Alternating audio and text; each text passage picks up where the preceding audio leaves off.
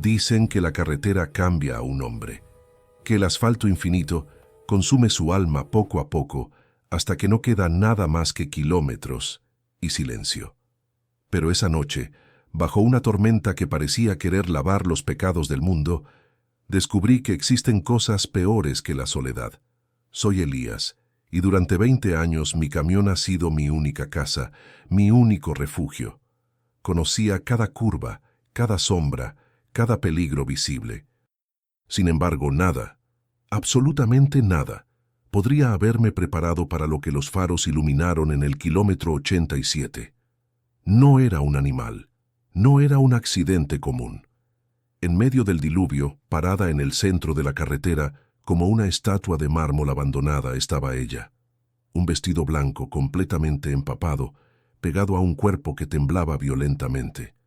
Pero no fue su belleza lo que me hizo clavar el pie en el freno, casi lanzando 18 ruedas fuera de la pista. Fueron sus ojos. Cuando la luz de mis faros golpeó su rostro, ella no parpadeó. No se protegió de la luz. Miró directamente hacia mí, a través del cristal, a través de la lluvia, a través de mi propia piel. Había algo en esa mirada que no pertenecía a este mundo. Una mezcla de terror absoluto y un hambre antigua. Debería haber acelerado, debería haber esquivado y seguido mi viaje. Mi instinto gritaba que aquello era una trampa, que esa mujer no estaba allí por casualidad. Pero la curiosidad humana es una maldición. Quité el seguro de la puerta, y cuando ella subió, trayendo el olor a lluvia y tierra mojada dentro de mi cabina, supe, en el fondo de mis entrañas, que acababa de dejar entrar al destino. Y él no era humano. Para entender por qué detuve el camión esa noche, primero tienes que entender lo que significa vivir dentro de una bestia de acero y diésel. Mi mundo tiene exactamente 3 metros cuadrados. Es una cápsula de metal suspendida sobre neumáticos gigantes, vibrando constantemente al ritmo de un motor que nunca duerme. Aquí dentro, el tiempo no se mide en horas ni en minutos, sino en kilómetros, en líneas blancas que pasan zumbando bajo las ruedas, como un código Morse infinito que nadie se molesta en descifrar. Soy un fantasma que atraviesa ciudades mientras la gente honesta duerme en sus camas calientes. Me llamo Elías, o al menos ese era el nombre que usaba cuando tenía una vida, cuando tenía un código postal fijo y alguien que me esperaba con la luz del porche encendida. Ahora solo soy el conductor, el hombre invisible que transporta lo que el mundo necesita, pero que el mundo prefiere ignorar. La soledad no es algo que te sucede en la carretera, es una herramienta de trabajo. Es tan esencial como el combustible en el tanque o el aire en los frenos. Al principio, el silencio te asusta. Intentas llenarlo con la radio, con música barata, con predicadores nocturnos que gritan sobre el apocalipsis en frecuencias AM llenas de estática. Pero después de los primeros 5 años, aprendes a apagar la radio. Aprendes a escuchar tus propios pensamientos y eso, créanme, es lo más peligroso que un hombre puede hacer. Mi trauma no fue un accidente espectacular. No hubo fuego, ni metal retorcido, ni sirenas de ambulancia. Mi tragedia fue silenciosa, lenta y corrosiva, como el óxido que se come el chasis de un camión viejo. La perdí a ella, a Elena. No porque dejé de amarla, sino porque amaba demasiado el movimiento. La carretera es una amante celosa. Empiezas con viajes cortos, luego aceptas cargas transcontinentales porque el dinero es bueno, porque quieres construir un futuro. Pero cuando regresas, te das cuenta de que el futuro ya pasó y no estuviste allí para verlo. Un día llegué a casa y la casa estaba vacía, sin notas, sin gritos, solo el eco de mi propia voz rebotando en las paredes que yo había apagado con mis ausencias. Desde entonces, la cabina del camión se convirtió en mi penitencia. Vendí la casa, vendí los muebles, me deshice de todo lo que me ataba a la tierra firme y me convertí en un nómada del asfalto. Llevo 10 años en esta ruta específica. La llaman la ruta del olvido entre los veteranos, un tramo de carretera secundaria que corta a través de bosques densos y montañas antiguas, evitando las autopistas principales y sus peajes. Es una carretera traicionera, llena de curvas ciegas y niebla perpetua. pero la prefiero. Aquí no hay nadie. No hay familias felices viajando de vacaciones que me recuerden lo que perdí. Solo estamos yo, la lluvia y la oscuridad. Mi rutina es sagrada, casi religiosa. Café negro en termo de acero, 2 paquetes de cigarrillos baratos, y la mirada fija en el horizonte, buscando peligros que pueda esquivar. Tengo reglas estrictas, reglas que me han mantenido vivo y cuerdo. Regla número 1, nunca mires atrás.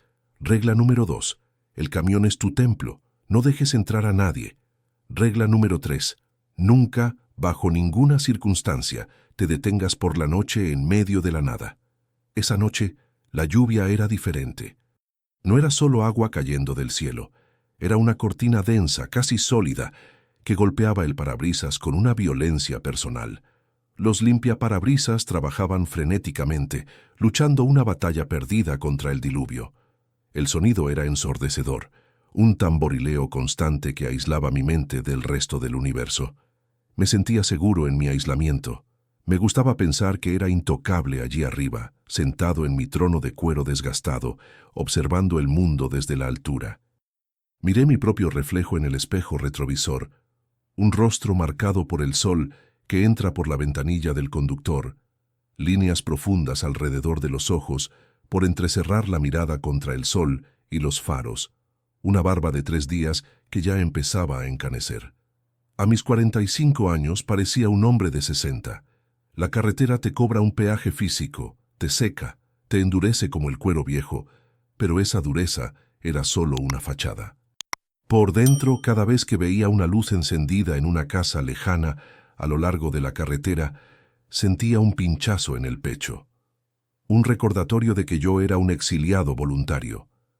Esa noche, mi mente divagaba hacia Elena, como solía hacer cuando la lluvia se ponía pesada. Recordaba su olor, la forma en que se reía. La culpa es un pasajero que nunca se baja, no importa cuántas paradas hagas.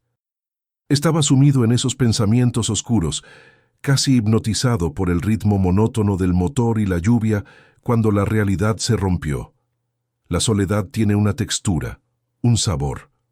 Sabe a café frío y tabaco rancio.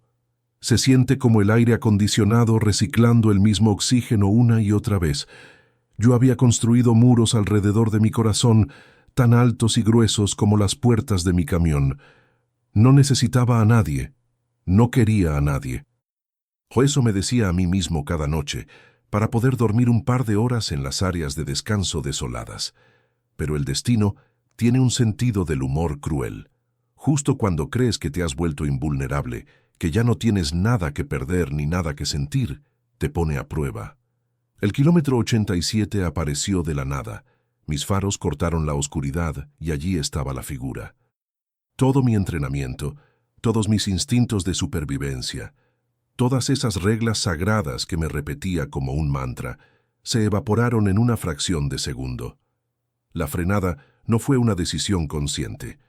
Fue un acto reflejo, una respuesta visceral a algo que mi cerebro no podía procesar del todo.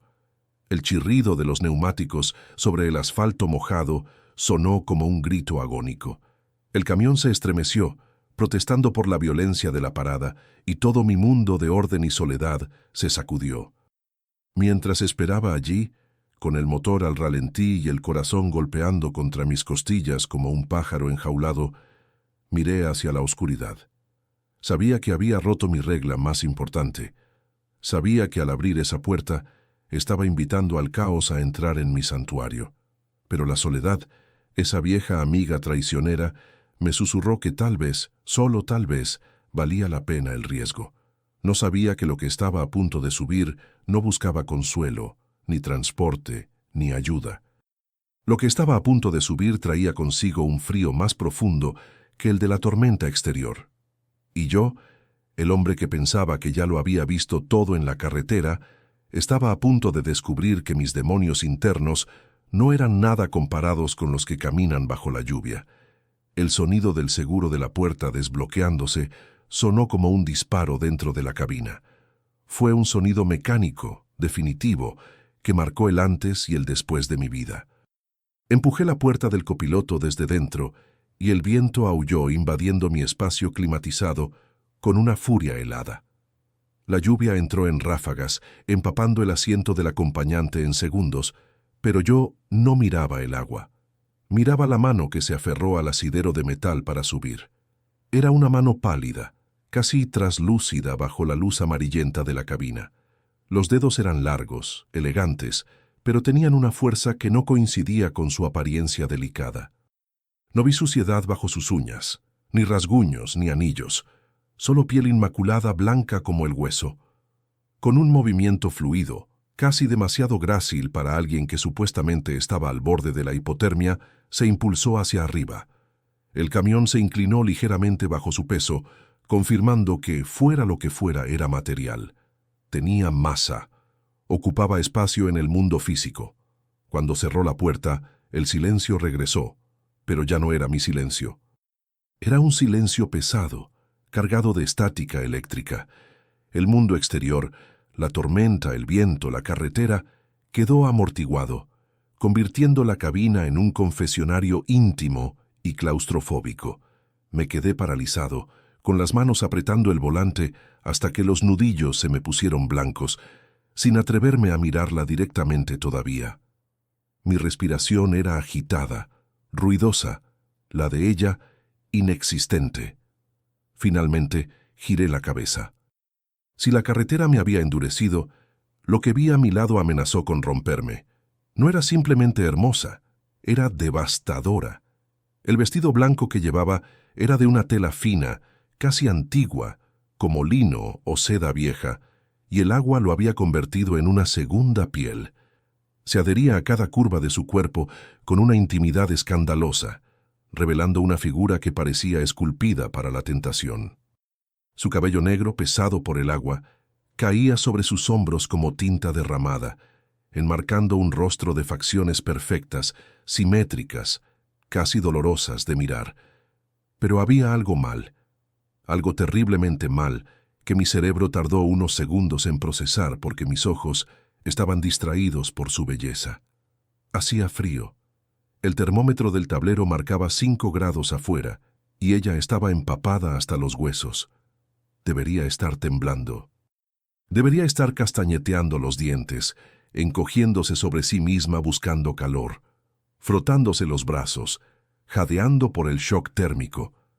Cualquier ser humano normal estaría en las primeras etapas de la hipotermia, pero ella no.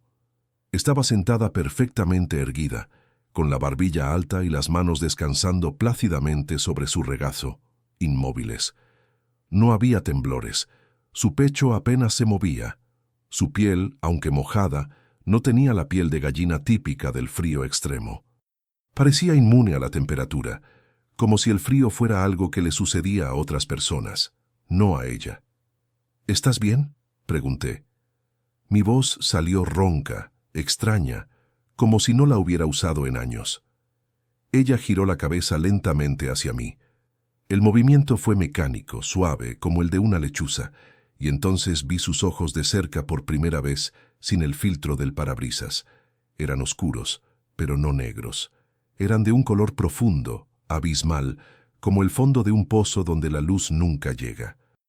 Y brillaban. No reflejaban la luz del tablero, parecían tener una luminiscencia propia, tenue y violeta, que pulsaba al ritmo de un corazón que yo no podía escuchar. «El agua», susurró. Su voz no era lo que esperaba. No era débil ni asustada. Era una melodía grave, vibrante, que resonó en mi pecho más que en mis oídos. Tenía un acento que no pude ubicar, algo antiguo, una dicción demasiado perfecta para una vagabunda encontrada en la carretera. «El agua limpia todo, Elías». Se sabía mi nombre. Sentí un escalofrío recorrer mi columna vertebral, más frío que la lluvia de afuera. No tenía mi nombre escrito en ninguna parte visible de la cabina. Mi identificación estaba en la guantera. ¿Cómo podía saberlo? Quise preguntar, quise exigir una respuesta, pero cuando sus ojos se encontraron con los míos, la pregunta murió en mi garganta. Sentí una atracción magnética, violenta, una urgencia de acercarme a ella a pesar del miedo que gritaba en mi cabeza. Un olor llenó el espacio reducido. No olía a lluvia, ni a barro, ni al ozono de la tormenta. Olía a flores, pero no a flores frescas de un jardín primaveral. Olía a flores cortadas hace días, a lirios pesados y dulces, ese aroma empalagoso y denso que se respira en las capillas de los velatorios.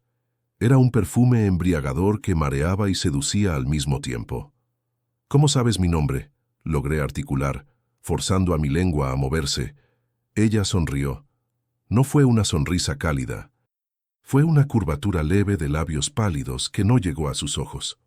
«Los hombres solitarios hacen mucho ruido cuando piensan», dijo, y levantó una mano para tocarse el cabello mojado, escurriendo un hilo de agua que cayó sobre la alfombra de goma.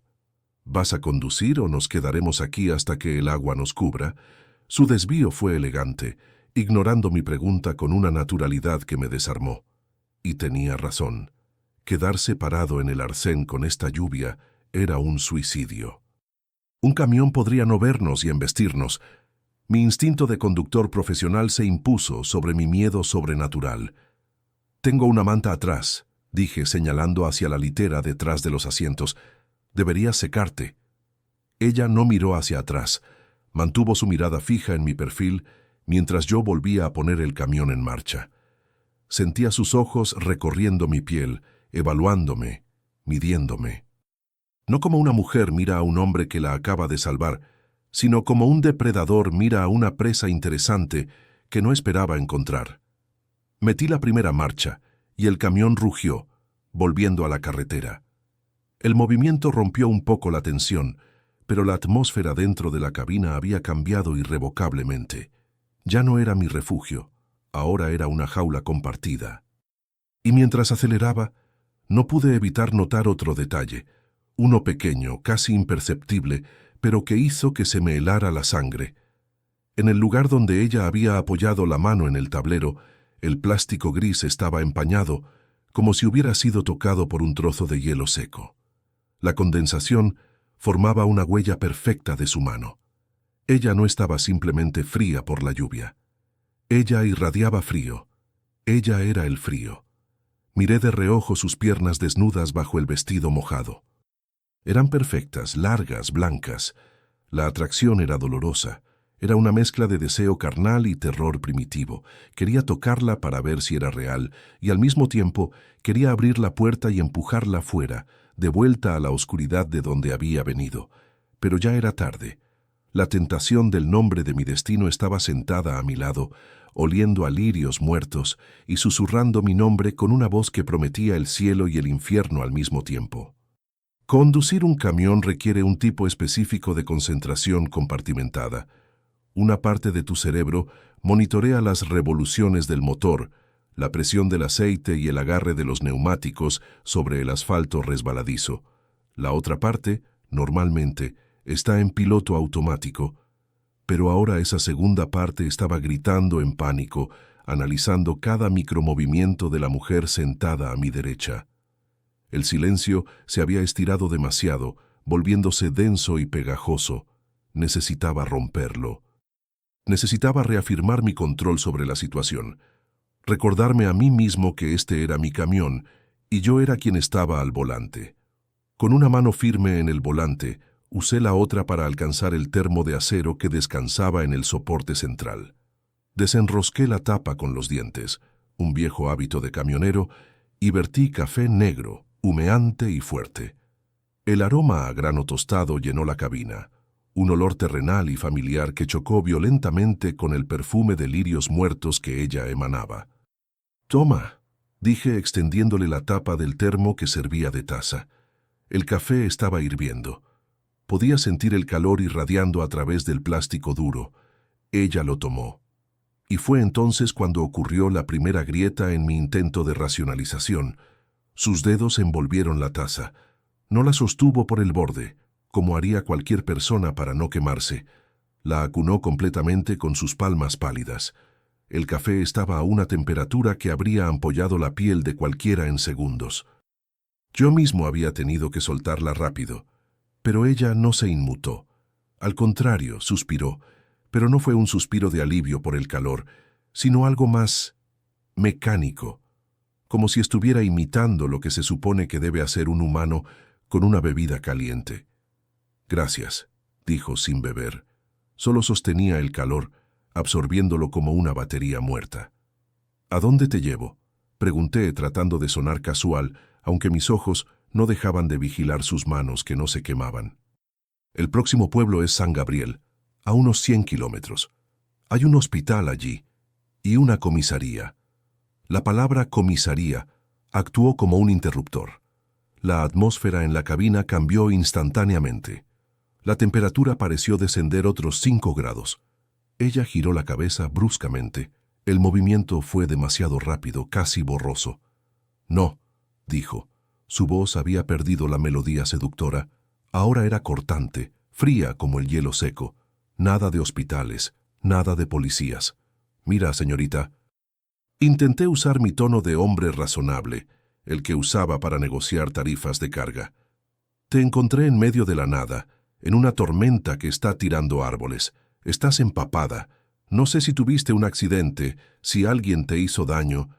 Tengo la responsabilidad de...» «Tu única responsabilidad es conducir, Elías», me interrumpió. Sus ojos negros se clavaron en los míos. Por un segundo, sentí una presión física en mi cráneo, un dolor agudo detrás de los ojos, como si alguien estuviera apretando mi cerebro con dedos invisibles. «Solo conduce hacia el norte. Sigue conduciendo. Yo te diré cuándo parar». La autoridad en su voz me sacudió. No era una petición, era una orden. Y lo peor fue que mis manos obedecieron. Apreté el volante y mantuve el rumbo, a pesar de que cada fibra de mi sentido común me gritaba que frenara y la echara. Pero la lógica del camionero es obstinada. Mi mente buscaba explicaciones terrenales. «¿Dónde está tu coche?», pregunté, cambiando de táctica. Tenía que atraparla en una mentira. Necesitaba probarme a mí mismo que estaba loca o huyendo de algo, no que era otra cosa. «En el kilómetro 87 no hay salidas, no hay caminos de tierra». Miré por el retrovisor cuando frené. No vi ningún vehículo averiado, ni luces de emergencia, ni siquiera marcas de neumáticos en el barro del arcén. Ella sonrió de nuevo, esa sonrisa que no llegaba a los ojos. Llevó la taza a sus labios, pero no bebió. Solo dejó que el vapor le lamiera la cara. «Caminé», respondió simplemente. «¿Caminaste?». Solté una risa nerviosa, incrédula. «¿Desde dónde?». «La estación de servicio más cercana está a 60 kilómetros atrás. El pueblo más próximo, a 40. Con estos tacones...». Miré fugazmente sus pies. Llevaba sandalias finas, delicadas, completamente inadecuadas para el terreno. «No habrías durado ni 2 kilómetros en este asfalto. Tus pies estarían destrozados, sangrando». Miré sus pies otra vez. Estaban limpios, húmedos, sí, pero la piel estaba intacta, sin ampollas, sin barro, inmaculados. El silencio que siguió a mi observación fue ensordecedor. Ella sabía que yo sabía. La mentira era tan floja, tan descarada, que era casi un insulto a mi inteligencia. Pero no parecía importarle. No estaba tratando de convencerme. Estaba probando mis límites.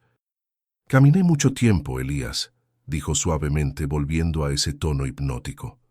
«El tiempo y la distancia funcionan diferente para algunos de nosotros. A veces, cuando huyes de algo lo suficientemente oscuro, los pies no tocan el suelo». «¿De qué huyes?», pregunté, la curiosidad ganando terreno al miedo una vez más. «Del hambre», susurró ella. Y luego hizo algo que me heló la sangre.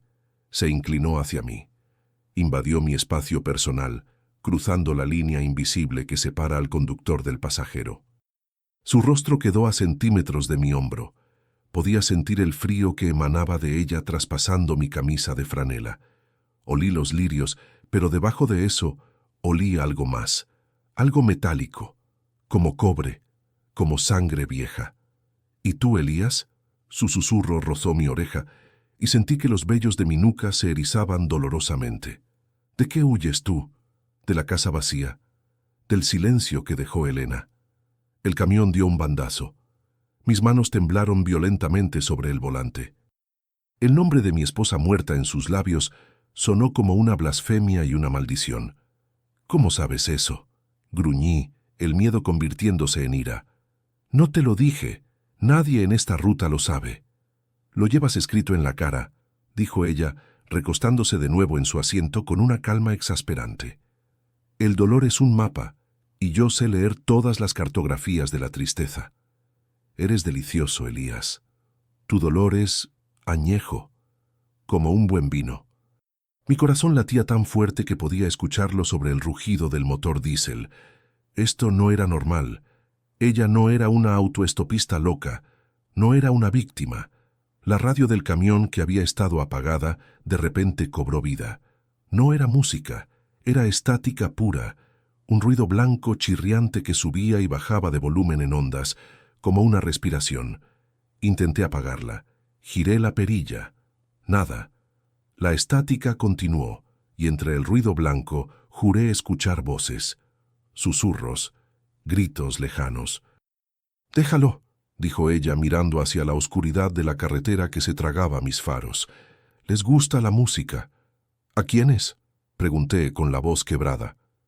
«A los que nos siguen», respondió, y por primera vez miró por el espejo retrovisor lateral con una expresión que podría haber sido preocupación o anticipación.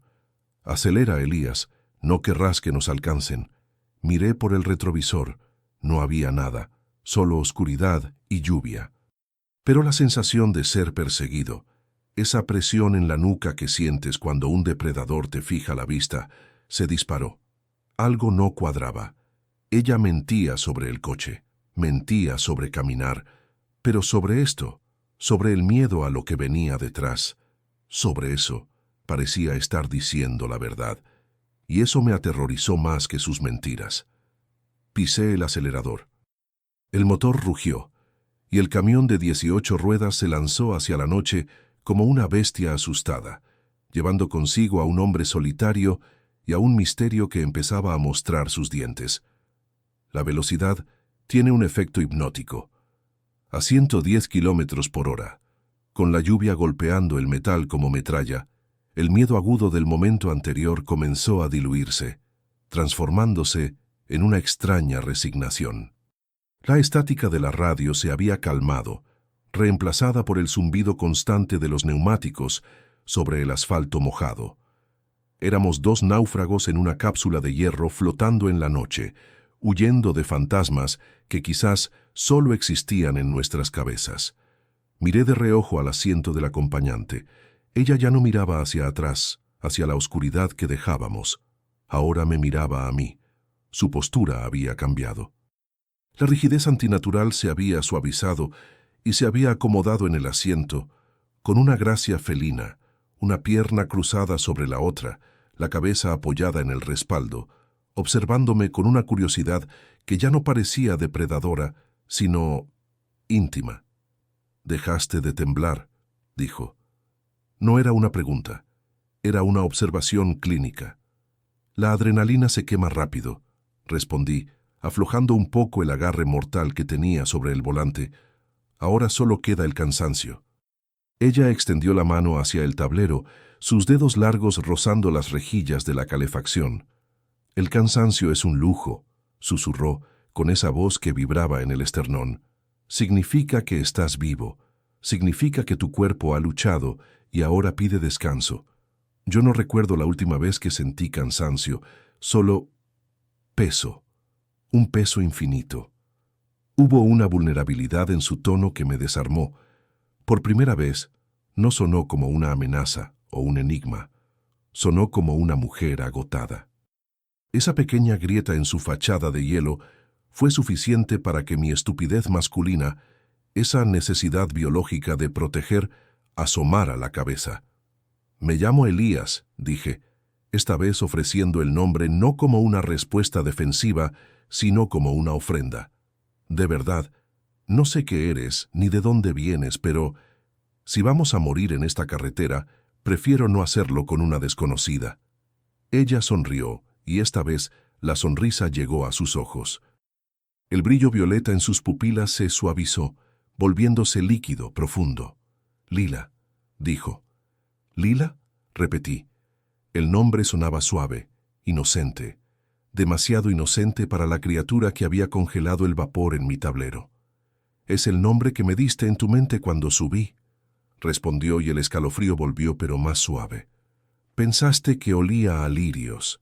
Lila, me gusta. Es un nombre humano, es un nombre efímero». «¿Y cuál es tu nombre real?» «Mi nombre real no se puede pronunciar con una lengua humana sin que te sangren los oídos, Elías», dijo con una naturalidad aterradora, como si estuviera comentando el clima. «Quédate con Lila». Se hizo un silencio, pero ya no era tenso. Era un silencio cargado, espeso como la miel. La atmósfera dentro de la cabina había cambiado de temperatura. Ya no hacía tanto frío. O tal vez yo me estaba acostumbrando a su presencia helada. «Háblame de ella», dijo de repente. No miraba el camino. Me miraba el perfil, estudiando las arrugas alrededor de mis ojos. «¿De quién?». Me hice el tonto, aunque sabía perfectamente a quién se refería. «De la mujer que dejó el agujero en tu pecho, la que te hace conducir 20 horas al día para no tener que dormir en una cama vacía. Elena». El nombre dolió menos esta vez. Dicho por ella, sonaba casi como una plegaria. Suspiré, un sonido largo y rasposo que salió del fondo de mis pulmones. Le gustaba la lluvia. Empecé sin saber muy bien por qué le estaba contando esto a una mujer que posiblemente no era humana. Decía que la lluvia limpiaba el mundo para que pudiéramos empezar de nuevo al día siguiente. Cuando murió, sentí que el mundo se ensució y nunca volvió a limpiarse. Lila se inclinó hacia mí. El movimiento fue fluido y de repente su mano estaba sobre mi brazo derecho, el que descansaba sobre la palanca de cambios. El contacto fue eléctrico. Esperaba sentir el frío de un cadáver, el hielo seco que había visto en el tablero. Pero no fue así. Su tacto era frío, sí, pero era un frío suave, calmante, como el lado fresco de la almohada en una noche de fiebre. Fue un contraste brutal con mi piel, que ardía por la tensión y el café. Sentí una sacudida recorrer mi cuerpo, no de miedo, sino de un deseo repentino y violento. «El dolor es un ancla, Elías», susurró, inclinándose tanto que su cabello húmedo rozó mi hombro. El olor a flores muertas me inundó, embriagándome. «Te mantiene atado al fondo, donde no hay luz, pero también evita que la corriente te arrastre. Tu dolor te hace sólido, real». Giré la cabeza. Nuestros rostros estaban a centímetros. Podía ver la textura de su piel, perfecta, sin poros, como porcelana viva. Sus labios estaban entreabiertos, pálidos pero invitantes. En ese momento, olvidé la carretera, olvidé las reglas, olvidé que ella había aparecido en medio de la nada sin dejar huellas. «¿Y tú?», pregunté, mi voz bajando a un susurro ronco. «¿Qué te mantiene atada?». Sus ojos recorrieron mi cara, deteniéndose en mi boca. Hubo un hambre en su mirada, pero no era hambre de carne, era hambre de calor, hambre de vida. «Tú», respondió ella. «Hombres como tú, hombres rotos. Somos parásitos de la tristeza, Elías. Nos alimentamos del vacío que dejan los que se van. Y tú estás lleno de un vacío delicioso». Debería haber sentido repulsión. Debería haber apartado el brazo y gritado. Me estaba diciendo en la cara que era un monstruo, pero la soledad es una droga potente. Llevaba años siendo invisible, siendo solo un conductor, un viudo, una sombra, y ahora esta criatura hermosa y aterradora me veía, me deseaba, aunque fuera por las razones equivocadas.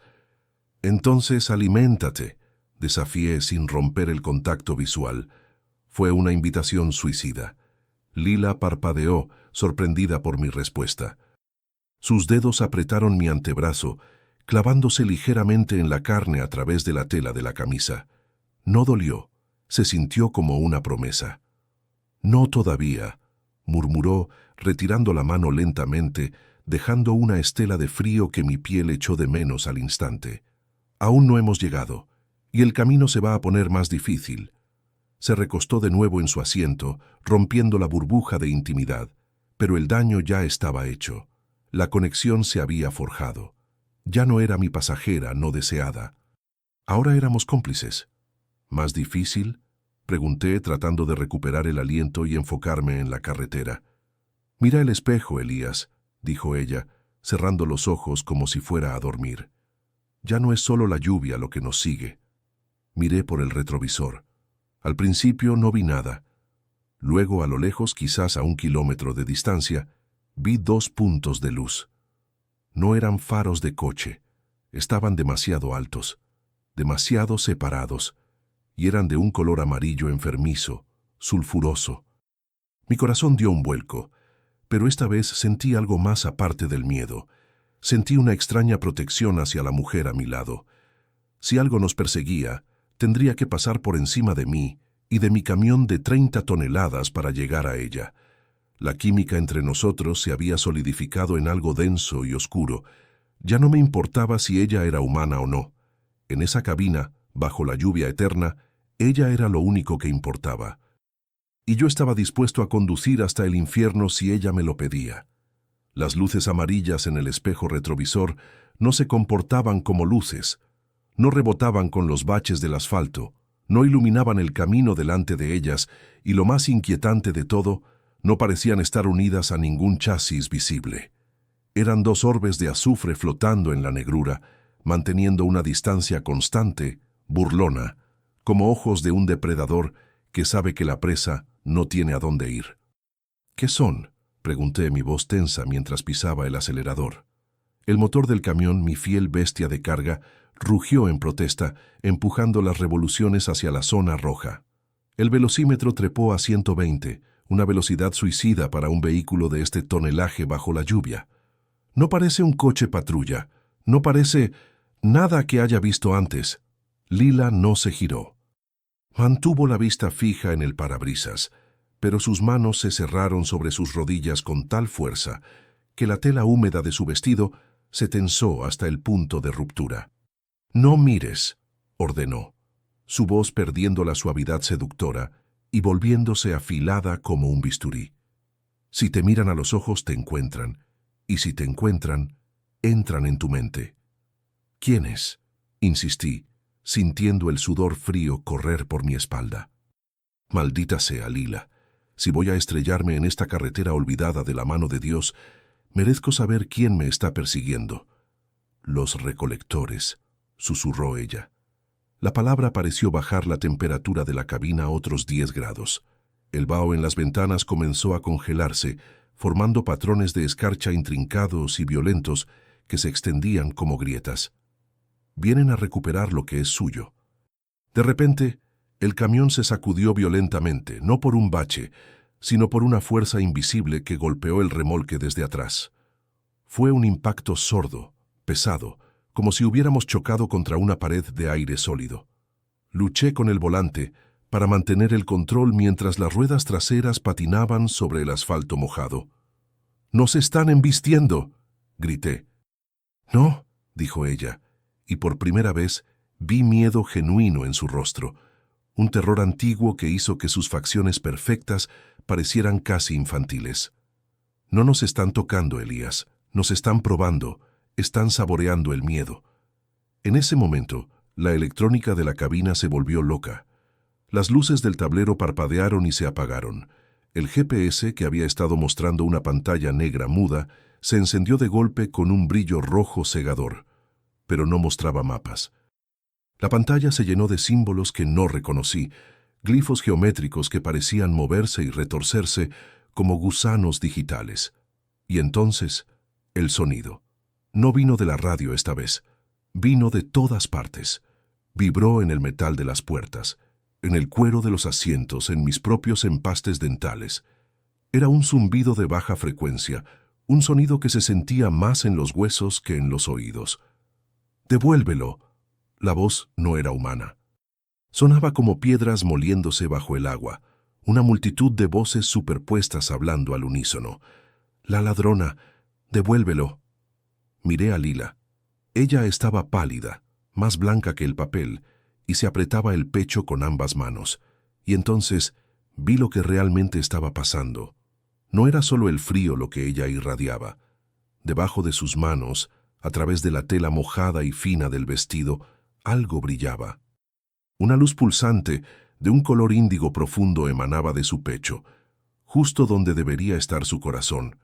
Cada vez que la voz retumbaba en la cabina, la luz en su pecho se intensificaba, como si respondiera a una llamada. «¿Qué llevas ahí?», pregunté, horrorizado y fascinado a la vez. Ella me miró, y sus ojos ya no eran negros. Estaban completamente inundados por ese color violeta brillante, sin pupila, sin iris. Eran dos ventanas a una galaxia lejana. «No robé dinero, Elías», jadeó ella, el dolor evidente en su voz. «No robé joyas. Robé algo que les da poder. Robé su latido». El camión volvió a sacudirse, esta vez con más fuerza. El espejo retrovisor izquierdo estalló sin que nada lo tocara, lanzando fragmentos de vidrio sobre mi regazo. Las luces amarillas de atrás se habían acercado. Ahora estaban a menos de 10 metros, y a esa distancia pude ver que no eran faros. Eran fuego. Fuego fatuo, llamas frías que ardían bajo la lluvia, flotando en el aire a la altura de mi cabina. «¡Están aquí!», gritó Lila. «Elías, no dejes que me lleven. Si me llevan, la oscuridad nunca terminará». El instinto protector se apoderó de mí, anulando el terror. No entendía nada. No sabía qué eran los recolectores, ni qué era esa luz en su pecho, ni por qué el universo había decidido convertir mi camión en el epicentro de una guerra sobrenatural. Pero sabía una cosa. Ella estaba asustada y ella estaba conmigo. «¡Sujétate!», rugí. Metí una marcha más baja, haciendo que el motor gritara en agonía, y di un volantazo brusco hacia la izquierda, invadiendo el carril contrario. La maniobra fue desesperada, diseñada para desestabilizar a lo que fuera que nos seguía. El remolque culebreó peligrosamente, casi haciendo la tijera.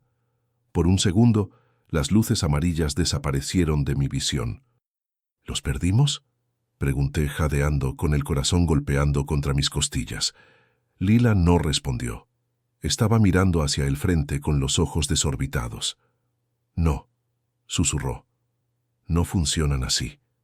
Miré hacia adelante. Mis propios faros iluminaban la carretera vacía y lluviosa. Y entonces la lluvia se detuvo. No es que dejara de caer. Se detuvo en el aire. Las gotas de agua quedaron suspendidas, congeladas en el tiempo, brillando como millones de diamantes flotantes. Y en medio de esa suspensión imposible, a 100 metros delante del camión apareció una figura. Era alta, demasiado alta, una silueta envuelta en sombras desgarradas que parecían hechas de humo negro. No tenía rostro, solo un vacío donde debería estar la cabeza, y en el centro de ese vacío ardía una única luz amarilla. Levantó una mano larga, esquelética, y señaló hacia nosotros. «Frena», dijo Lila, su voz llena de una resignación terrible. «No puedes atropellarlo. Es sólido como una montaña». «No voy a frenar», dije apretando los dientes. Una locura fría se había apoderado de mí. Si esto era el final, si este era mi último viaje, no iba a terminarlo pisando el freno. Iba a terminarlo peleando. «Agárrate fuerte, Lila. Vamos a ver si sangra». El misterio ya no era quién era ella. El misterio era si podíamos sobrevivir a lo que ella había traído. La luz en su pecho brilló con una intensidad cegadora, iluminando toda la cabina, revelando extrañas marcas negras, como tatuajes tribales en movimiento, que comenzaban a trepar por su cuello desde el lugar donde guardaba el objeto robado.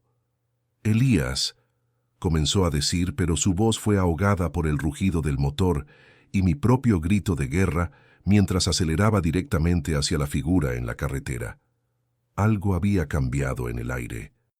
El olor a ozono y flores muertas se mezcló con el olor a miedo, y en ese instante, justo antes del impacto, me di cuenta de que el objeto en su pecho no solo brillaba, cantaba, emitía una melodía triste y perfecta que resonaba con la soledad de mi propia alma. ¿Qué demonios había subido a mi camión? Cerré los ojos un milisegundo antes del impacto, preparándome para el sonido del metal retorciéndose, el estallido del parabrisas y el dolor final. Esperaba la muerte. Pero la muerte no tiene sonido. El camión atravesó la figura sombría no con un choque, sino con un suspiro. Fue como atravesar una cortina de humo helado o sumergirse de golpe en una piscina de agua estancada. Una sensación de vacío absoluto llenó la cabina, succionando el aire de mis pulmones y haciendo que la gravedad pareciera invertirse por un segundo. El motor se apagó instantáneamente.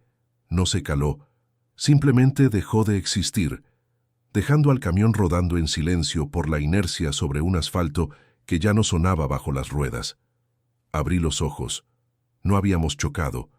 La figura había desaparecido, disuelta por la masa de acero de mi vehículo, o quizás simplemente nos había dejado pasar.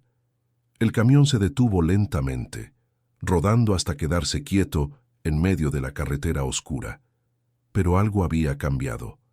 La lluvia había vuelto a caer, pero ahora caía en cámara lenta, gotas pesadas y espesas como mercurio líquido. Y el silencio. El silencio era absoluto.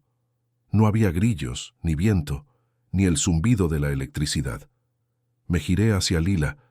Ella estaba doblada sobre sí misma, respirando con dificultad, con las manos aferradas a su pecho.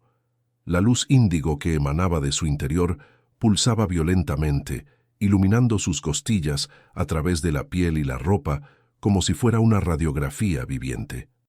«¿Qué pasó?», me pregunté, mi voz sonando extrañamente plana en aquel aire denso. «Cruzamos», jadeó ella, levantando la vista. Sus ojos habían vuelto a ser negros, pero ahora lloraba. Lágrimas espesas, oscuras, que parecían aceite. Atravesamos su sombra. Ahora estamos marcados, Elías. Ya no somos invisibles. «Me da igual ser invisible», dije, soltándose el cinturón de seguridad y girándome hacia ella. «Quiero saber qué eres. Dijiste que robaste un latido. ¿Qué significa eso? ¿A quién se lo robaste?» Lila se enderezó lentamente. El dolor parecía haber remitido un poco, reemplazado por una tristeza infinita. Se llevó las manos al cuello del vestido empapado y con un movimiento lento y deliberado rasgó la tela hacia abajo. Lo que vi me dejó sin aliento. En el centro de su pecho, incrustado en su carne pálida, no había un corazón humano. Había una piedra. O al menos parecía una piedra, un cristal oscuro, facetado, que brillaba con esa luz violeta hipnótica. Alrededor del cristal, la piel estaba quemada, ennegrecida, y venas de luz se extendían hacia su cuello y sus hombros, conectando el objeto con el resto de su cuerpo. «No se lo robé a una persona», dijo ella, su voz temblando. «Me lo robé a mí misma. O mejor dicho, robé lo que me fue negado». «No entiendo. No soy una mujer, Elías. Nunca nací. Nunca tuve madre». Me miró con una intensidad que me rompió el alma. «Fui hecha. Fui fabricada por ellos, por los recolectores». La revelación cayó sobre mí como un bloque de cemento. Mi mente intentó rechazarlo, pero la evidencia estaba ahí, brillando en su pecho. «¿Fabricada?», repetí estúpidamente. «Soy un señuelo», continuó tocando el cristal con reverencia y asco a la vez. «Mi propósito, mi único propósito, era pararme en los caminos oscuros, bajo la lluvia o la niebla, y atraer a viajeros solitarios. Hombres como tú, hombres con huecos en el alma. Mi belleza es una trampa, mi voz es una red.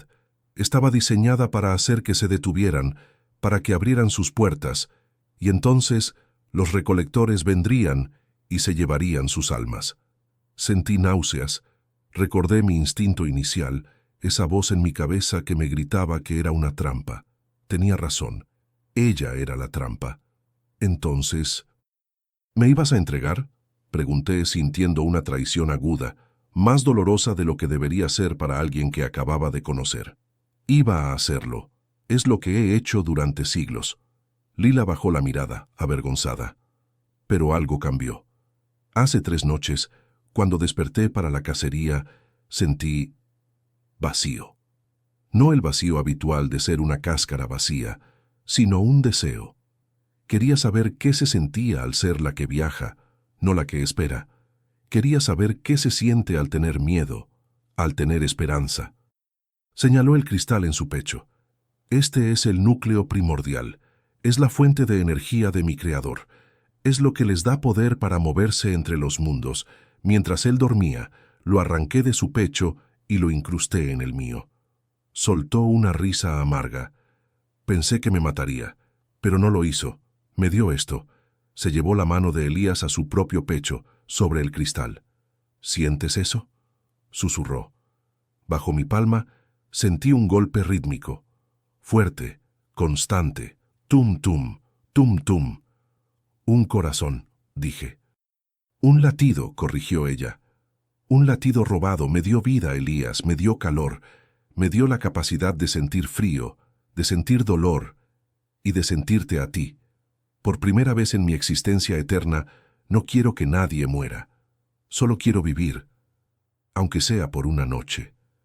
La miré tratando de ver al monstruo, al señuelo diseñado para matar, pero solo vi a una mujer aterrorizada que había cometido el pecado más grande de todos: querer existir. Ella no era el villano de esta historia. Era una esclava que se había rebelado contra sus amos demoníacos, robando el fuego de los dioses para calentarse. ¿Por qué subiste a mi camión?, pregunté, aunque empezaba a sospechar la respuesta. Porque tu soledad era tan ruidosa que ocultaba mi señal, confesó. Tu dolor por Elena es tan denso que actúa como un escudo. Los recolectores no pueden verme claramente cuando estoy cerca de ti. Tu tristeza me hace invisible. Me usaste como refugio para tu pena, y yo te usé como escondite. Me aparté un poco procesando la información. Me había utilizado, sí, pero al hacerlo me había dado algo que no había tenido en años: un propósito. Ya no era solo un conductor llevando cajas de un punto A a un punto B. Era el guardián de una vida robada. «¿Si te atrapan?», pregunté. «Me arrancarán el núcleo», dijo ella, con lágrimas corriendo por su rostro. «Me desmantelarán y volveré a ser arcilla fría y oscuridad. Y a ti te matarán por haber tocado lo prohibido». Miré hacia la carretera oscura delante de nosotros. La figura había desaparecido, pero sabía que volverían. Ahora sabía que eran esas luces amarillas. Eran los ojos de sus creadores, buscando a su marioneta rebelde. El miedo seguía ahí, pero había cambiado de forma. Ya no era miedo a ella, era miedo por ella. Extendí mi mano y con delicadeza cubrí la herida en su pecho, tapando la luz violeta con mi palma. El calor del núcleo se filtró en mi piel, conectándonos de una manera que iba más allá de lo físico. «Dijiste que te alimentas de la tristeza», murmuré. «Sí». «Tengo mucha de sobra», dije, mirándola fijamente a los ojos. «Tómala toda, úsala. Si ese núcleo te da vida, mi dolor te dará fuerza. No voy a dejar que te desmantelen, Lila. No esta noche». Ella me miró con asombro, como si acabara de decir algo en un idioma que ella no conocía. Se inclinó hacia mí y apoyó su frente contra la mía. Estaba helada, pero el punto donde nuestros pechos se tocaban ardía como un incendio forestal. «Eres un tonto, Elías», susurró, y por primera vez su voz sonó completamente humana, quebrada por la emoción. «Un tonto maravilloso». «Arranca el camión», dije, aunque el motor estaba muerto. «Vamos a ver si este trasto viejo puede correr más rápido que tus demonios». Giré la llave. Contra todo pronóstico, contra toda lógica mecánica, el motor rugió a la vida. No sonaba como diésel esta vez. Sonaba más profundo, más enojado. El núcleo en el pecho de Lila brilló al unísono con el arranque del motor. De alguna manera estábamos conectados, el camión, ella y yo. Metí la marcha y aceleré, rompiendo la parálisis del tiempo, lanzándonos de nuevo hacia la tormenta, pero esta vez ya no éramos presa y depredador. Éramos fugitivos y estábamos enamorados de la imposibilidad de nuestra propia supervivencia. El pacto estaba sellado, pero el universo tiene una forma cruel de cobrar sus deudas. A medida que el camión devoraba kilómetros de asfalto negro, la realidad misma comenzó a desmoronarse a nuestro alrededor. Ya no conducíamos por una carretera nacional. El paisaje familiar de árboles y señales de tráfico se había distorsionado, estirándose como cera derretida. Los árboles parecían brazos esqueléticos que intentaban agarrar el remolque, y la luna, oculta tras las nubes de tormenta, brillaba con una luz enfermiza, verdosa, que no pertenecía a nuestro cielo. Pero lo peor no estaba afuera. Estaba ocurriendo dentro de mí. Había ofrecido mi dolor como combustible y Lila lo estaba tomando. La conexión entre el núcleo en su pecho y mi propia alma era un canal abierto de doble sentido. Al principio, se sintió como un alivio, como si me quitaran un peso de encima. La tristeza crónica por Elena, esa niebla gris que me había acompañado durante años, comenzó a disiparse, pero con ella se iba también mi vitalidad. Mis manos sobre el volante empezaron a temblar, no por miedo, sino por debilidad. Sentí que mi piel se secaba, se estiraba. Mis articulaciones ardían. Miré mi reflejo en el cristal lateral y lo que vi me hizo ahogar un grito. Mis ojos estaban hundidos en cuencas oscuras. Mi cabello, antes grisáceo, ahora parecía blanco como la nieve. Estaba envejeciendo. Cada kilómetro que avanzábamos, cada minuto que Lila mantenía ese brillo vital en sus ojos y ese color rosado en sus mejillas, yo perdía un año de vida. Ella se dio cuenta. Lila apartó la vista de la carretera y me miró. Su expresión de determinación se derrumbó en horror absoluto. «Elías», gritó extendiendo las manos hacia mí, pero deteniéndose antes de tocarme, como si temiera quemarme. «Estás marchitándote. Sigue mirando al frente», jadeé, mi voz sonando como hojas secas arrastradas por el viento. Me costaba respirar. El aire parecía demasiado fino. «No importa». «Sí importa», sollozó ella. La luz en su pecho parpadeó, volviéndose inestable. «Me estoy alimentando de tu vida, no de tu tristeza. El núcleo no sabe la diferencia. Te estoy matando. Mejor morir por algo que vivir por nada», repliqué, apretando los dientes. El camión rugió, respondiendo a mi furia. De repente, un golpe brutal sacudió el techo de la cabina. No fue el viento. Fue el sonido pesado de algo aterrizando sobre nosotros. Metal contra metal, garras contra acero. Lila gritó, cubriéndose la cabeza. «¡Están encima!», chilló. El techo de la cabina comenzó a abollarse hacia adentro. Podía ver la forma de unas manos enormes, con dedos demasiado largos, presionando el metal reforzado como si fuera papel de aluminio. El sonido era insoportable, un chirrido agudo que taladraba los tímpanos. «Suéltalo». La voz de las 1000 piedras resonó de nuevo, esta vez tan cerca que parecía venir de dentro de mi propia cabeza. «La carne es débil. El hierro se rompe. Devuelve la chispa». El parabrisas se agrietó. Una telaraña de fracturas explotó desde el centro, dificultando la visión. A través de las grietas vi sombras oscuras deslizándose por el capó, formas líquidas y negras que intentaban cubrir el cristal para cegarme. «Elías, para el camión», suplicó Lila, desabrochándose el cinturón de seguridad. «Si me entrego, te dejarán ir. Solo quieren el núcleo». «¡No!», grité, dando un volantazo para sacudir a la criatura del techo. El camión se inclinó peligrosamente sobre 2 ruedas antes de volver a caer con un estruendo que hizo vibrar mis huesos. «Nadie se baja. Mírate». Lila agarró mi brazo, y esta vez el contacto dolió. Sentí como si me absorbiera la energía directamente. «Ya no te queda tiempo. En 10 kilómetros serás un cadáver seco al volante. No puedo ser la causa de otra muerte. Fui hecha para matar, pero elijo no hacerlo». Ella intentó abrir la puerta. El viento aullaba afuera, una vorágine de sombras y dientes esperando. «No lo hagas». Solté el volante con una mano y la agarré por la muñeca. Mi agarre era débil, patético comparado con su fuerza sobrenatural, pero ella se detuvo. Me miró, y vi en sus ojos una humanidad más profunda que la de muchas personas que había conocido. «Déjame salvarte», susurró ella con lágrimas negras manchando su rostro perfecto. «Es la única forma de amar que conozco. El sacrificio». «Eso no es amor», dije luchando contra el mareo que amenazaba con desmayarme. «Eso es rendirse. Elena se fue sin que yo pudiera hacer nada. Tú estás aquí, y mientras yo respire, tú te quedas». En ese momento de distracción, la sombra en el capó rompió el parabrisas. Una mano negra, hecha de humo y frío absoluto, entró en la cabina, buscando la garganta de Lila. Los cristales volaron como metralla, cortándome la cara y los brazos. El frío del vacío invadió nuestro refugio.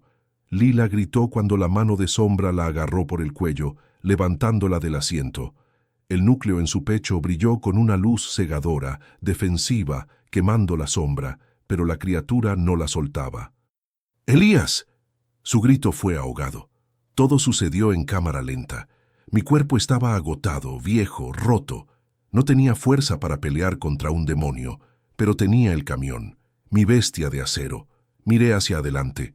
A través del agujero en el parabrisas vi algo. Un puente. Un viejo puente de hierro que cruzaba un abismo negro. Pero al final del puente había luz. Una luz real. La luz del amanecer que empezaba a romper la noche eterna de los recolectores. La luz, murmuré. Odian la luz.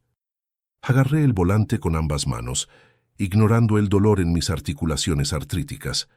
Pisé el acelerador a fondo, hundiendo el pedal hasta el metal. «¡Sujétate a mí!», grité. No a Lila, sino a la entidad que intentaba llevársela. «Si la quieres, tendrás que llevarte el camión entero». Lila luchaba arañando la mano de sombra. Sus ojos se encontraron con los míos. Entendió mi plan. Entendió que no íbamos a detenernos. Íbamos a cruzar o íbamos a caer. «Elías, el puente está roto», gritó ella mirando hacia adelante. Tenía razón. A mitad del puente, la estructura había colapsado. Faltaba un tramo de 10 metros. Abajo, solo había oscuridad infinita. «Entonces volaremos», dije, con una calma que solo tienen los que ya han aceptado su destino. El dilema se había resuelto. No la iba a expulsar para salvarme. Nos íbamos a lanzar juntos al vacío. Era una locura, era suicida. Pero en ese momento, con la mano de un monstruo dentro de mi cabina y la mujer que amaba, sí, la amaba, en toda su monstruosidad, siendo asfixiada, no había otra opción. El camión entró en el puente. Las vigas de hierro pasaron zumbando como barrotes de una prisión que se abre. La criatura en el capó chilló, dándose cuenta de hacia dónde íbamos. Intentó soltar a Lila y huir, pero yo no se lo permití. Di otro volantazo, atrapando la sombra contra la barandilla del puente, triturando su forma física contra el metal oxidado. «¡Ahora, Lila!», grité. «Usa el núcleo, danos impulso». Ella entendió. Cerró los ojos, agarró mi mano marchita y canalizó toda la energía que había robado. Toda la vida que yo le había dado, no hacia ella, sino hacia el motor del camión. El camión rugió con una voz que no era de este mundo. Las ruedas brillaron con fuego violeta. Y justo cuando el asfalto terminó y el abismo se abrió ante nosotros, saltamos. El segundo de ingravidez duró una eternidad.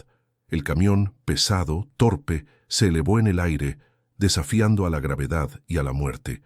Los recolectores aullaron detrás de nosotros, quedándose en la orilla de la noche. Estábamos en el aire, suspendidos entre la oscuridad y la luz, entre la vida y la muerte. Y en ese silencio perfecto, antes de saber si aterrizaríamos o caeríamos, la miré una última vez.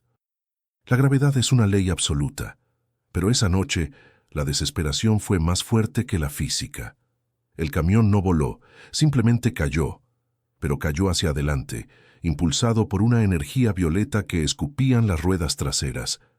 El impacto contra la tierra firme, al otro lado del abismo, fue un terremoto de metal y vidrio. Los neumáticos explotaron, las suspensiones colapsaron y el chasis de mi fiel bestia de acero gritó mientras nos arrastrábamos 50 metros sobre el asfalto seco, dejando una estela de chispas y fuego antes de detenernos contra un guardarraíl oxidado. Silencio. Un silencio zumbante, doloroso. El motor estaba muerto. La cabina estaba inclinada, destrozada. Olía a goma quemada, a diésel derramado y a ese perfume persistente de lirios, pero ahora mezclado con algo más. El olor a ozono de una tormenta eléctrica que acaba de pasar. Intenté moverme. El dolor fue inmediato y agudo, Pero no era el dolor de huesos rotos por el choque, era el dolor de la vejez. Mis articulaciones estaban calcificadas. Mi piel, seca como pergamino, tiraba contra mis músculos atrofiados. Con un esfuerzo titánico, levanté una mano hacia mi cara. Estaba llena de manchas hepáticas, temblorosa, con las venas azules sobresaliendo como raíces viejas. Había envejecido 40 años en 40 minutos. La energía que Lila había drenado para salvar el camión no había salido del aire, había salido de mi tiempo, de mi vida restante. ¿Lila?, grazné. Mi voz era un silbido asmático. Miré al asiento del acompañante. Estaba vacío. La puerta había sido arrancada por el impacto. El pánico, frío y agudo, me dio una inyección de fuerza que mi cuerpo decrépito no debería tener. Solté el cinturón de seguridad con dedos torpes y me dejé caer fuera de la cabina, golpeando el suelo polvoriento. Me arrastré, tosiendo, buscando. ¡Lila! Entonces la vi. Estaba de pie al borde del barranco, mirando hacia atrás, hacia el puente roto y la oscuridad de donde veníamos. Pero algo estaba terriblemente mal. El sol estaba saliendo. Los primeros rayos del amanecer, una luz dorada y pura, cortaban el horizonte disipando la lluvia y la niebla, y allí donde la luz tocaba a Lila, ella se deshacía. No se quemaba, se evaporaba. Su piel perfecta se estaba convirtiendo en volutas de humo blanco. Su vestido, antes empapado, se desintegraba en ceniza brillante. «No te acerques, Elías», dijo ella sin girarse. Su voz sonaba lejana, como si viniera de dentro de un pozo. La luz es cruel con las mentiras. «¿Qué está pasando?», pregunté tratando de ponerme de pie apoyándome en el guardarraíl. «Lo logramos. Cruzamos».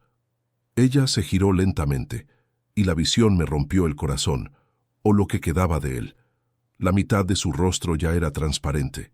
Podía ver el paisaje a través de su mejilla, pero en el centro de su pecho, el núcleo primordial, esa piedra robada, brillaba con una intensidad furiosa, palpitando como una estrella a punto de colapsar. «Ese es el secreto, Elías», sonrió tristemente, y una lágrima de luz cayó de su ojo. «El núcleo no fue robado para mí. Yo no puedo contenerlo. Soy una construcción de sombra y arcilla fría. La vida verdadera, quema a los de mi especie. Pero dijiste que te dio un latido. Me dio un latido prestado. Me dio tiempo suficiente para encontrar un portador». Se llevó la mano al pecho, sus dedos hundiéndose en la luz. «Los recolectores no me perseguían solo porque robé su tesoro.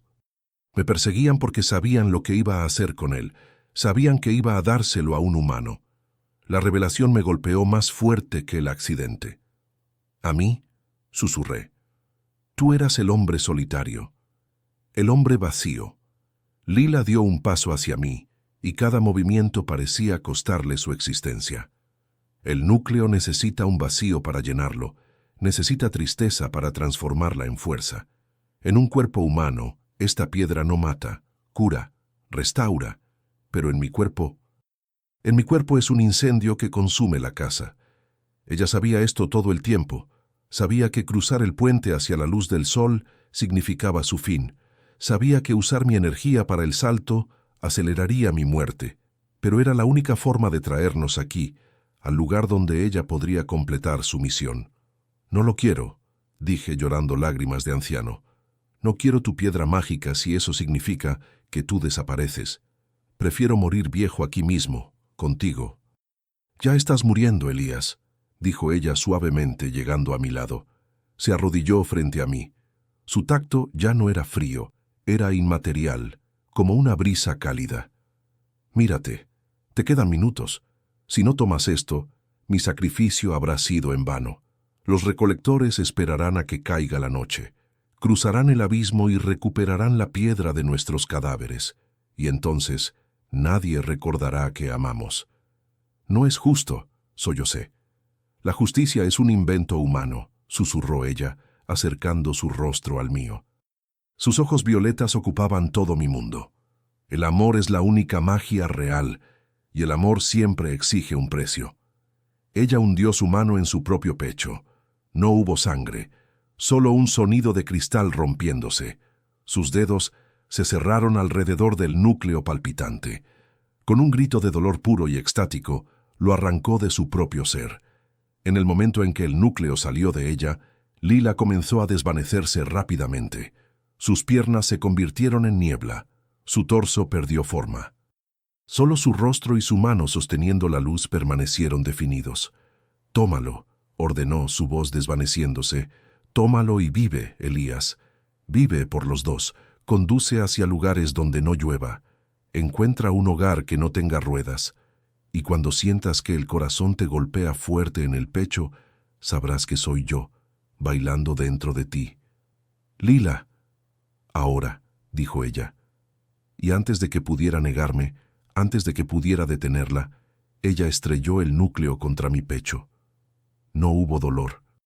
Hubo una explosión. Fue como si me hubieran conectado a una línea de alta tensión, pero en lugar de electricidad, era vida líquida. Sentí el núcleo atravesar mi piel, mis costillas, y fusionarse con mi corazón cansado. Una onda de choque recorrió mi cuerpo, desde las canas de mi cabeza hasta las puntas de mis pies. El dolor de la artritis desapareció. La niebla en mis ojos se limpió. Sentí mis músculos hincharse, mi piel estirarse y alisarse. El aire llenó mis pulmones con una dulzura embriagadora. Caí de espaldas sobre el asfalto, gritando mientras mi cuerpo revertía el tiempo, mientras la muerte era expulsada de mis células a la fuerza. Cerré los ojos ante la intensidad de la luz. Cuando los abrí, segundos o siglos después, el silencio había vuelto. Me senté. Mis manos eran fuertes, bronceadas, firmes. Eran las manos de un hombre de 40 años. No, eran las manos de un hombre de 30. Me sentía más fuerte de lo que había sido nunca. Miré a mi alrededor. El camión estaba destrozado, humeante. El sol estaba alto en el cielo, brillante y cálido, y donde había estado Lila, solo quedaba un vestido blanco, seco, tirado en el suelo, y sobre el vestido descansaba una pequeña flor, un lirio, fresco, vivo. Me llevé la mano al pecho. Debajo de la camisa rasgada no había cicatriz. Pero el latido era atronador. No era el ritmo normal de un corazón humano. Era más lento, más profundo, más poderoso. Tum, tum, tum. Y en el silencio entre cada latido, escuché su voz. No en mis oídos, sino en mi sangre. Conduce. El gran secreto no era que ella fuera un monstruo. El secreto era que ella era el regalo. Y yo, el envase diseñado para salvarla de la oscuridad, convirtiéndome en su tumba viviente y su santuario eterno. Me quedé allí, arrodillado en el asfalto caliente, durante lo que pareció una eternidad. El sol de la mañana ascendía implacable, quemando los restos de la tormenta, secando los charcos y borrando las huellas de una noche que desafiaba toda lógica. En mis manos sostenía el vestido blanco. Ya no estaba húmedo. Era solo tela barata, algodón viejo y desgastado, vacío de la forma que lo había habitado. Y sobre la tela, el lirio, una flor imposible en este terreno árido, blanca y perfecta, desafiando al sol con su frescura obstinada. Acerqué la flor a mi rostro e inhalé. No olía a muerte, olía a promesa, olía a ese momento justo antes de que llueva, cuando el aire se carga de electricidad y esperanza. Me levanté. El movimiento fue fluido, sin crujidos, sin dolor. Mi cuerpo, rejuvenecido por una fuerza que no me pertenecía, se sentía extraño, como un traje nuevo que aún no se ha amoldado del todo. Miré mis manos bajo la luz del sol. La piel estaba tensa, fuerte. Las cicatrices de años de trabajo manual habían desaparecido. Pero había algo más. Bajo la superficie de mi piel, si miraba con atención, podía ver un leve resplandor violáceo recorriendo mis venas, pulsando al ritmo lento y profundo de mi nuevo corazón. Tum, tum, tum. Caminé hacia el camión. Mi viejo compañero de acero yacía muerto contra el guardarraíl, con el morro destrozado y el chasis retorcido. Había sido mi hogar, mi caparazón, mi confesionario durante años de soledad. Verlo así, destruido, debería haberme roto el corazón. Debería haber sentido pánico por estar varado en medio de la nada, sin vehículo, sin radio, sin identidad. Pero no sentí miedo, sentí gratitud. Abrí la puerta del conductor, que chirrió en protesta, y saqué mis pocas pertenencias. Mi mochila con ropa y la foto de Elena que llevaba pegada en el parasol. Miré la foto. El rostro de mi esposa me sonreía desde un tiempo que ya no existía. Durante años, esa imagen había sido una fuente de dolor agudo, una herida que yo me negaba a dejar cerrar. Pero ahora, al mirarla, sentí una paz extraña. El dolor agudo se había ido, reemplazado por una melancolía suave, como el recuerdo de una canción antigua. «Gracias», susurré al viento, despidiéndome de ella por segunda y última vez. Guardé la foto en mi bolsillo, no como un ancla, sino como un recuerdo. Elena era mi pasado humano. Lila era mi presente eterno. Me colgué la mochila al hombro y miré hacia la carretera. Se extendía infinita hacia el norte, una cinta gris que cortaba el desierto, vibrando por el calor. No había coches, no había señales de civilización, solo el horizonte vasto y silencioso. ¿Y ahora?, pregunté en voz alta. No esperaba una respuesta audible, pero la obtuve. No vino del aire, sino de mi pecho, una vibración cálida, una sensación de dirección magnética que tiraba de mí hacia adelante. «Camina», susurró mi sangre. «El mundo es grande y hay muchas sombras que necesitan luz». Entendí entonces lo que había sucedido. Lila no había desaparecido. Ella no se había ido al éter. Ella se había mudado. Había sacrificado su forma física, esa cáscara de arcilla que la limitaba, para convertirse en el motor de mi existencia. Éramos una simbiosis perfecta. Yo le daba la forma humana que ella anhelaba, los sentidos para tocar, oler y ver el mundo. Ella me daba el tiempo, la fuerza y el propósito que yo había perdido. Empecé a caminar. Mis pasos eran ligeros. Podía sentir la textura del asfalto a través de las suelas de mis botas. Podía escuchar el aleteo de un halcón a kilómetros de distancia. Mis sentidos se habían expandido. Veía colores en el desierto que no tenían nombre. La realidad tenía más capas ahora, y yo podía verlas todas. A medida que avanzaba, alejándome de los restos humeantes del camión, me di cuenta de que los recolectores no se habían rendido. Podía sentir su presencia lejana, como una picazón en la nuca, esperando en las sombras de los cañones, aguardando a que cayera la noche. Pero ya no eran los cazadores.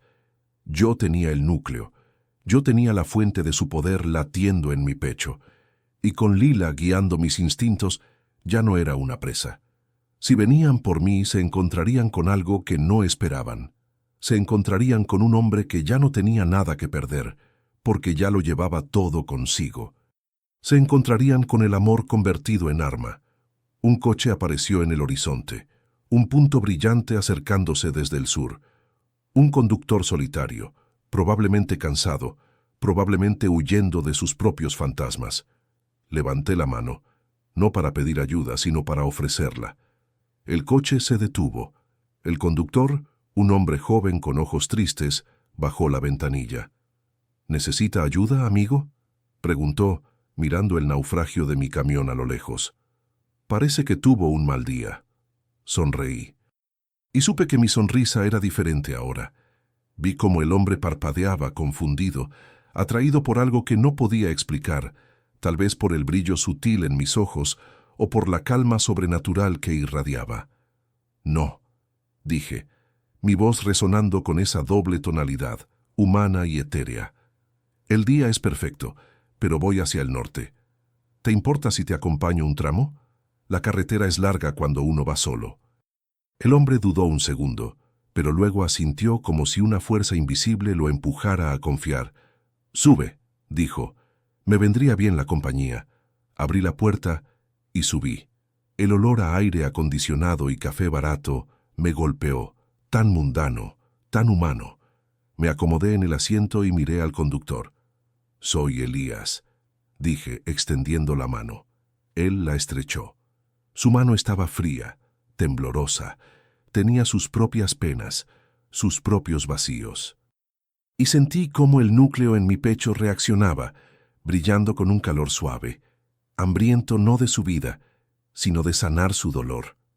«Tomás», respondió él. «Un placer, Elías. ¿A dónde te diriges?» Miré hacia el frente, hacia la carretera infinita que se desplegaba ante nosotros como un lienzo en blanco. Toqué mi pecho, sintiendo el latido constante, fuerte, eterno. Lila estaba allí, estaba despierta, y tenía ganas de ver el mundo. «A dónde nos lleve la lluvia, Tomás», respondí mientras el coche arrancaba y dejábamos atrás el lugar de mi muerte y mi renacimiento. «A dónde nos lleve la lluvia». El coche aceleró, convirtiéndose en un punto más en el mapa, y mientras nos alejábamos, en el espejo retrovisor, juraría que vi una figura vestida de blanco parada junto al camión destrozado, saludando con la mano antes de disolverse en la luz del sol, recordándome que nunca, jamás, volvería a conducir solo. El camionero solitario había muerto en el kilómetro 87. Lo que seguía conduciendo era una leyenda.